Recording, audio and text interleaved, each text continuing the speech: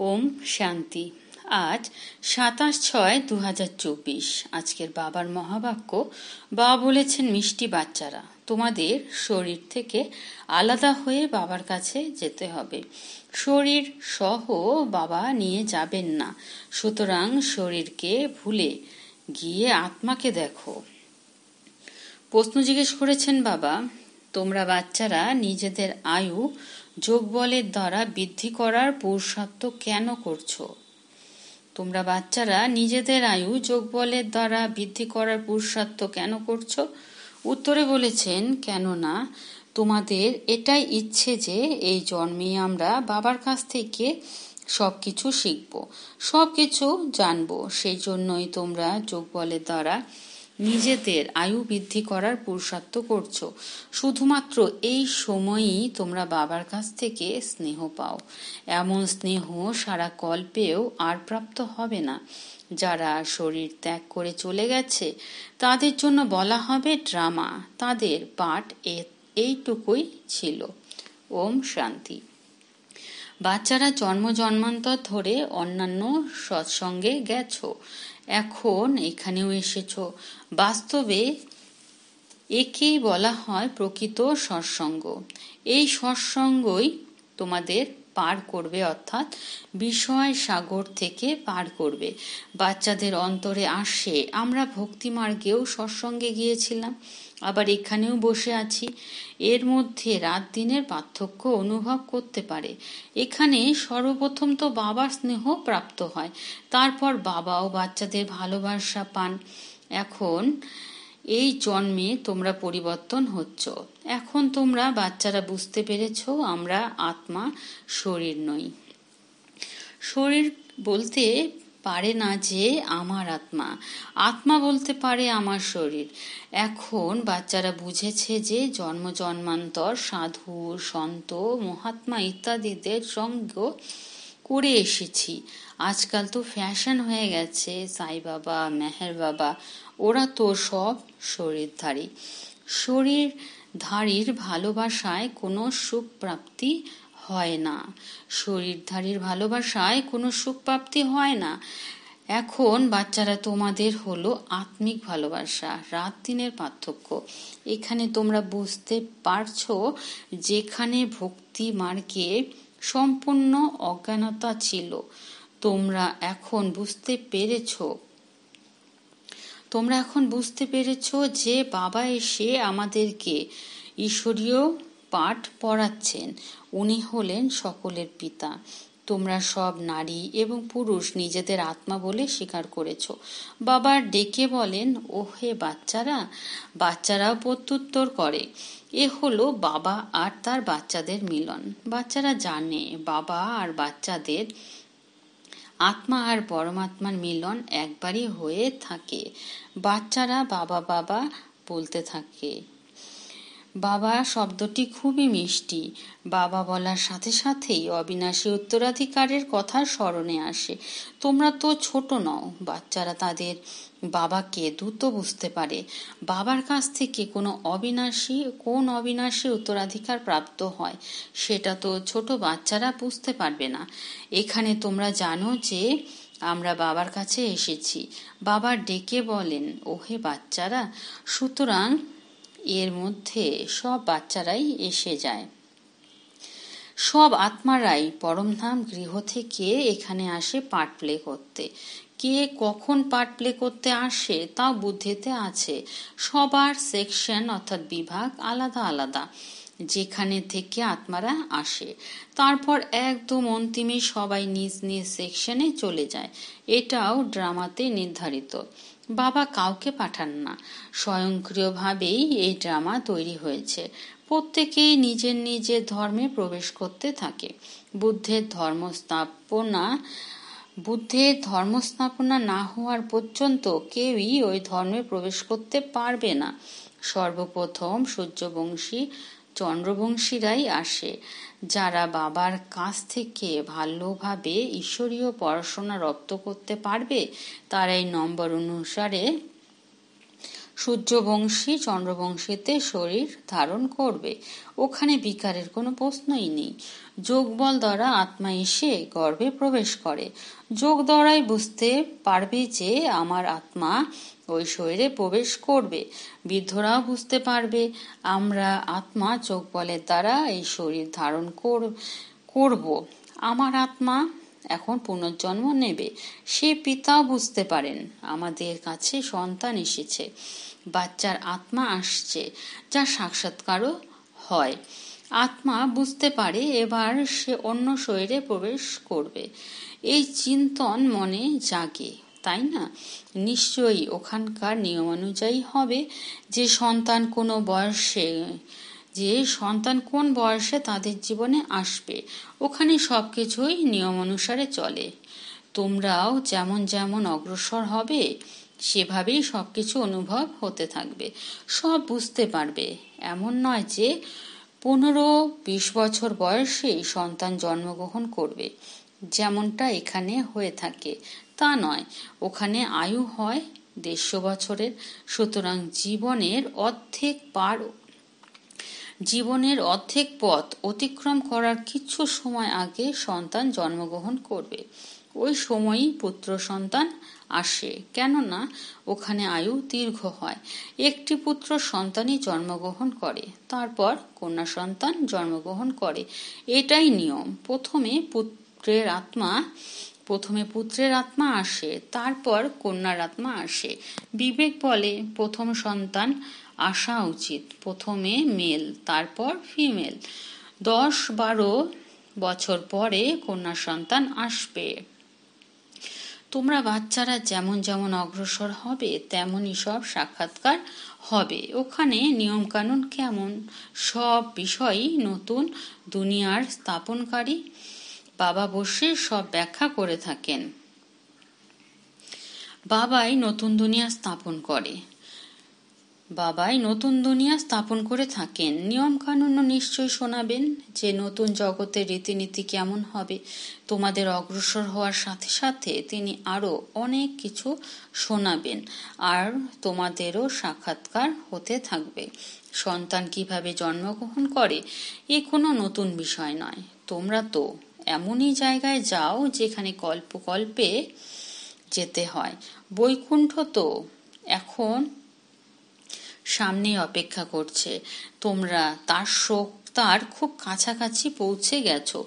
যোগবল দ্বারা যত শক্তি অর্জন করবে ততই প্রতিটি বিষয় খুব কাছ থেকে প্রত্যক্ষ করতে পারবে। অনেকবার তোমরা তোমাদের রোল প্লে করেছো। এখন তোমরা বুঝতে পারছো যা তোমরা সঙ্গে করে নিয়ে যাবে। ওখানকার রীতিনীতি কেমন হবে সব জানতে পারবে। প্রারম্ভিক অবস্থায় তোমাদের সব সাক্ষাৎকার হয়েছিল। ওই সময় তোমরা অলফ আর বে অর্থাৎ আল্লাহ আর বাদশাহী অর্থাৎ পরমপিতা আর উত্তরাধিকার বিষয়েই পড়তে। শেষ অবস্থায় তোমাদের অবশ্যই সাক্ষাৎকার হওয়া উচিত। সুতরাং বাবা বসে সব শোনান। ওই সব প্রত্যক্ষ করার বাসনা তোমাদের এখানেই হবে। অন্তর্মনে এই অনুভব হবে যে শরীর ত্যাগ করার আগেই সবকিছু দেখে যেতে হবে। আয়ু বৃদ্ধি করার জন্যই প্রয়োজন যোগবল। বাবা বলছেন আয়ু বৃদ্ধি করার জন্যই প্রয়োজন কি? যোগবল, যার দ্বারা তোমরা বাবার কাছ থেকে সবকিছু শুনতে এবং সাক্ষাৎকার করতে পারবে। যারা ইতিমধ্যে চলে গেছে সে সম্পর্কে মনন করা উচিত নয়। এটাও ড্রামার অংশ, যেখানে তাদের এতটুকুই পাঠ ছিল, ভাগ্যে ছিল না। বাবার কাছে স্নেহ পাওয়ার কারণ যত তোমরা সেবাধারী হয়ে উঠবে ততই বাবা স্নেহশীল হবে। তো বাবা বলছেন বাবার কাছে স্নেহ পাওয়ার কারণ যত তোমরা সেবাধারী হয়ে উঠবে ততই বাবা স্নেহশীল হয়ে উঠবে। তোমরা বাচ্চারা যত বেশি সেবা করবে, যত বাবাকে স্মরণ করবে, ততই স্মরণে শক্তিশালী হয়ে উঠবে। তোমরা সেই আনন্দ উপলব্ধি করতে পারবে। এখনই তোমরা ঈশ্বরীয় সন্তান হও। বাবা বলেন তোমরা আত্মারা আমার কাছেই ছিলে। তাই না? ভক্তি মার্গে মুক্তির জন্য অনেক প্রচেষ্টা করে, জীবন মুক্তি তো জানেই না। এই নলেজ অতি রমণীয়, এর প্রতি অগাধ ভালোবাসা থাকে। তিনি একাধারে পিতা, শিক্ষক এবং সদ্গুরু। তিনি প্রকৃত সত্য সুপ্রিম পিতা, যিনি তোমাদের 21 জন্মের জন্য সুখধামে নিয়ে যান। আত্মাই দুঃখী হয়, দুঃখ সুখ আত্মাই ভোগ করে থাকে। দুঃখ সুখ আত্মাই ভোগ করে থাকে। বলা হয়ে থাকে পাপাত্মা পুণ্যাত্মা। এখন বাবা এসেছেন আমাদের সর্ব দুঃখ থেকে মুক্তি দিতে। এখন তোমরা বাচ্চাদের অসীম জগতে যেতে হবে। সেখানে গিয়ে সবাই সুখী হবে, সম্পূর্ণ দুনিয়া সুখে ভরে উঠবে। তোমরা এখন বুঝতে পেরেছ ড্রামায় প্রত্যেকের পার্ট আছে। তোমরা এখন কত খুশি অনুভব করো। বাবা এসেছেন আমাদের স্বর্গে নিয়ে যেতে, আমাদের সব আত্মাদের স্বর্গে নিয়ে যাবেন। বাবা তোমাদের ধৈর্য দেন। মিষ্টি মিষ্টি বাচ্চারা, আমি তোমাদের সব দুঃখ দূর করতে এসেছি। এমন বাবার প্রতি কতখানি ভালোবাসা থাকা উচিত। সমস্ত সম্পর্ক তোমাদের দুঃখ দিয়েছে। বাবা কি বলেছেন? সমস্ত সম্পর্ক তোমাদের দুঃখ দিয়েছে। সন্তানরা এখানে সব সময় দুঃখের কারণ। তোমরা দুঃখী হয়েছ, দুঃখের কারণেই, দুঃখের কথাই শুনে এসেছ। এখন বাবা সবকিছুই বুঝিয়ে বলছেন, অনেকবার বুঝিয়েছেন আর চক্রবর্তী রাজা বানিয়েছেন। সুতরাং যে বাবা আমাদের এমন স্বর্গের মালিক করে তুলেছেন, তার প্রতি কতখানি ভালোবাসা থাকা উচিত। বাবা কি বললেন? যে বাবা আমাদের এমন স্বর্গের মালিক করে তুলেছেন, তার প্রতি কতখানি ভালোবাসা থাকা উচিত। একমাত্র বাবাকেই তোমরা স্মরণ করো, একমাত্র বাবাকেই তোমরা স্মরণ করো। বাবা ছাড়া আর কোনো সম্পর্ক নয়। আত্মাকেই বোঝানো হয় আমরা সুপ্রিম পিতার সন্তান। এখন ঠিক যেভাবে আমরা পথের হদিশ পেয়েছি, ঠিক সেভাবেই অন্যদেরও সুখের পথ বলে দিতে হবে। তোমাদের সুখ শুধুমাত্র অর্ধকল্পের জন্য নয়, কল্পের 3/4 সময়কালের জন্য। তোমাদের কাছেও কেউ কেউ আত্মসমর্পণ করবে, কেননা তোমরা তাদের কাছে বাবার বার্তা পৌঁছে দিয়ে তাদের দুঃখ দূর করে থাকো। তোমরা বুঝতে পেরেছ ব্রহ্মা বাবাও এই নলেজ সুপ্রিম পিতার কাছ থেকেই প্রাপ্ত করেছেন। তারপর ব্রহ্মা বাবাই আমাদের কাছে সেই বার্তা পৌঁছে দিয়ে থাকেন। আমরাও তারপর অন্যদের কাছে বার্তা পৌঁছে দিই। বাবার পরিচয় দিয়ে সব বাচ্চাদের অজ্ঞানতা নিদ্রা থেকে জাগিয়ে তুলি। ভক্তিকেই অজ্ঞানতা বলা হয়। জ্ঞান আর ভক্তি আলাদা আলাদা। জ্ঞানের সাগর বাবা এখন তোমরা বাচ্চাদের জ্ঞান প্রদান করছেন। তোমাদের অন্তর্মনে অনুভব হয় বাবা প্রতি 5,000 বছর পরে এসে আমাদের জাগান। আমাদের দ্বীপ অর্থাৎ আত্মার দীপক, যার মধ্যে সামান্য ঘিত এখনো অবশিষ্ট আছে, বাবা এসে পুনরায় তার মধ্যে জ্ঞানের ঘিত অর্পণ করে তাকে আবার প্রজ্বলিত করে তোলেন। যখন বাবাকে স্মরণ করো, তখনই সেই দ্বীপ প্রজ্বলিত হয়ে ওঠে। তো বাবা কি বলল? যখন বাবাকে স্মরণ করো, তখনই সেই দ্বীপ প্রজ্বলিত হয়ে ওঠে। আত্মার মধ্যে যে মরচে পড়েছে, তা বাবাকে স্মরণের মাধ্যমেই মিটবে। এর মধ্যেও মায়ার লড়াই চলে, অর্থাৎ বিঘ্ন দেখা দেয়। মায়া প্রতি মুহূর্তে ভুল করিয়ে দেয়, যার ফলে মরচে সরে যাওয়ার পরিবর্তে আরো চেপে বসে। যতটুকু মরচে যাওয়া বা মিটেছিল, মায়ার প্রভাবে আরো চেপে বসে। বাবা বলেন, বাচ্চারা, আমাকে স্মরণ করলে মরচে কেটে যাবে। এতেই পরিশ্রম আছে। শরীরের প্রতি আকর্ষণ যেন না থাকে, দেহি অভিমানী হও। তো বাবা কি বলল? শরীরের প্রতি আকর্ষণ যেন না থাকে, দেহি অভিমানী হও। আমরা আত্মা, বাবার কাছে শরীর সমেত তো যেতে পারবো না, তো শরীর থেকে আলাদা হয়েই যেতে হবে। আত্মাকে দেখলেই মরচে সরে যাবে, শরীর দেখলে মরচে জমবে। কখনো উত্তরণ, কখনো বা অবতরণ, এই চলতে থাকে। কখনো নিচে কখনো ওপরে। পথ বড় সূক্ষ্ম, এমনই ওপরে নিচে হতে হতে অন্তিমে কর্মাতীত অবস্থা প্রাপ্তি হবে। প্রধান হলো এই চোখ, যা তোমাদের সাথে প্রতারণা করে। বাবা কি বললেন? প্রধান হলো এই চোখ, যা তোমাদের সাথে প্রতারণা করে। সুতরাং এই শরীরকে দেখো না। আমাদের বুদ্ধি শান্তিধাম সুখধামে যুক্ত হয়ে আছে এবং আমাদের দৈবগুণ ধারণ করতে হবে। শুদ্ধ আহার গ্রহণ করতে হবে। দেবতাদের আহার পবিত্র হয়। তো বাবা কি বললেন? দেবতাদের আহার পবিত্র হয়। বৈষ্ণব শব্দটি বিষ্ণু থেকে এসেছে। দেবতারা কখনো অপবিত্র জিনিস খাদ্য হিসেবে গ্রহণ করে না। বিষ্ণু মন্দির আছে, যাকে নরনারায়ণও বলা হয়। এখন লক্ষ্মীনারায়ণ তো দেহধারী মানুষ, তাদের চারবাহু হওয়া উচিত নয়, কিন্তু ভক্তিমার্গে তাদের চারবাহু দেখানো হয়েছে। একেই বলে সীমাহীন অজ্ঞানতা। এটাও জানে না যে কোনো মানুষের চার বাহু হতে পারে না। সত্যযুগেও প্রত্যেকের দুটি বাহু। সত্যযুগে প্রত্যেকেরই দুটি বাহু, ব্রহ্মারও দুটি বাহু।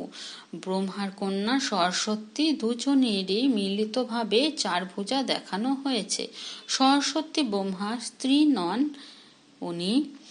ইনি তো প্রজাপিতা ব্রহ্মার কন্যা। যত সংখ্যক বাচ্চা দত্তক নেওয়া হয়, বাহু তত বৃদ্ধি পেতে থাকে। ব্রহ্মার 108 বাহু বলা হয়ে থাকে। বিষ্ণু বা শঙ্করের জন্য এই কথা বলা হয় না। ব্রহ্মার অসংখ্য বাহু। ভক্তিমার্গে তো কিছুই বোঝে না। বাবা এসেই বাচ্চাদের বুঝিয়ে থাকেন। বাবা কি বলল? বাবা এসেই বাচ্চাদেরকে বুঝিয়ে থাকেন।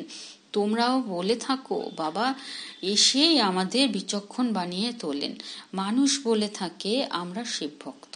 আচ্ছা, তোমরা শিবকে কি মনে করো? এখন তোমরা বুঝতে পেরেছ শিব বাবা সমস্ত আত্মার পিতা, সেজন্যই ওনার পূজা করে। প্রধান বিষয় বাবাই বলে থাকেন মামিকাম স্মরণ করো।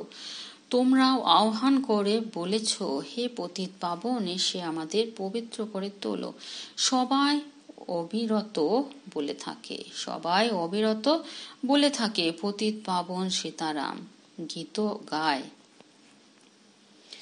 ব্রহ্মা বাবা তো জানতেনই না যে বাবা স্বয়ং এসে তার মধ্যে প্রবেশ করবেন।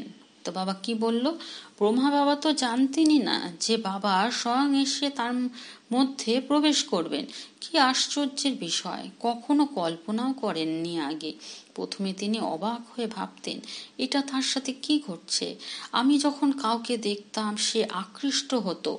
এসব কি ঘটছে? সে বাবাই আকৃষ্ট করতেন। তার সামনে এসে কেউ বসলেই ধ্যানে চলে যেত। তিনি অবাক হয়ে ভাবতেন, এসব কি হচ্ছে। এইসব বিষয় বোঝার জন্য নির্জনতা